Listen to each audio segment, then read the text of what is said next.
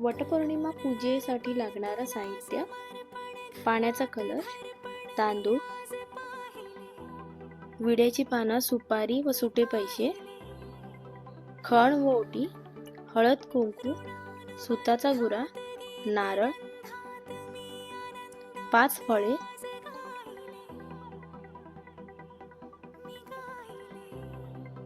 कापसाचं वस्त्र,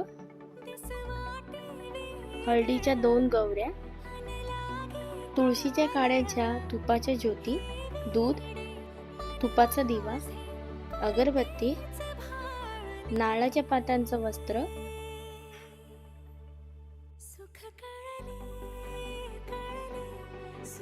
कापूर, आगपेटी, सुटी फुलं व हार.